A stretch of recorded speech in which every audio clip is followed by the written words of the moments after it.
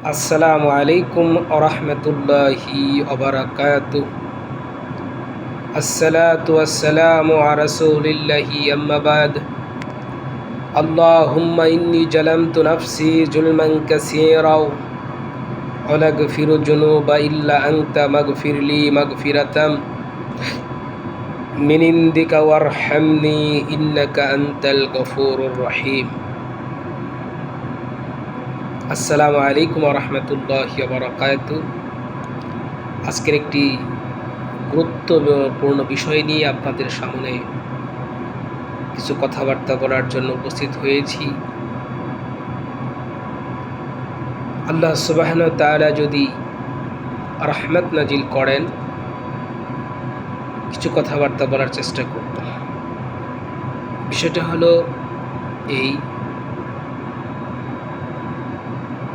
বিশ্বের মুসলিম উম্মার যে যুবক শ্রেণী আছে, যে যুব সমাজগুলো আছে, এদের বিষয়ে কিছু কথাবার্তা বলার চেষ্টা করবো ইনশাআল্লাহ। বলা যাচ্ছে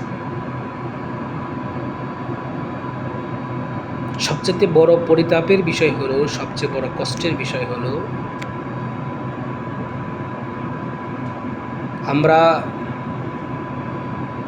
যুব সমাজ যারা আছে, মুসলিম উম্মার যে যুব সমাজগুলো আছে, এরা অধিকাংশই পবিত্র কোরআনুল কারীম সহি শুদ্ধ করে পড়তে পারে না।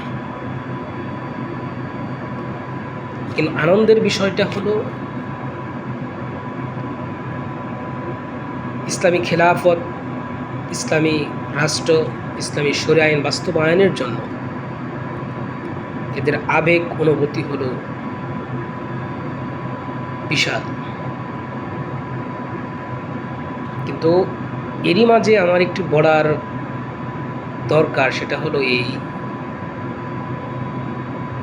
যে বিধান আমরা বাস্তবায়ন করব, যে কোরআনুল কারীমের আইন আমরা বাস্তবায়ন করব, সেটাকে শরিয়া আইন বলেন, ইসলামী খেলাফত বলেন, ইসলামী রাষ্ট্র বলেন, যেটাই বলেন, যে বিধান উপরে ভিত্তি করে আমরা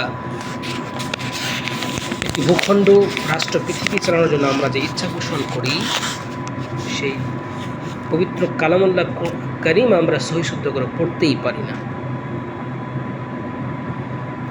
কি আইন আছে কোরআনুল কারীমে, কি বিধান আছে, কি হালাল কি হারাম, এগুলো যদি আমি না জানি, না বুঝি, আমি কি আইন বাস্তবায়ন করব? ইসলামী আইন বাস্তবায়নের কথা বলতে চেয়ে আমাদের পর্যাপ্ত বিদ্যা না থাকার কারণে, এলেম না থাকার কারণে আমরা বিভ্রান্ত নিজেরা হচ্ছি এবং জাতিকে বিভ্রান্ত করতেছি।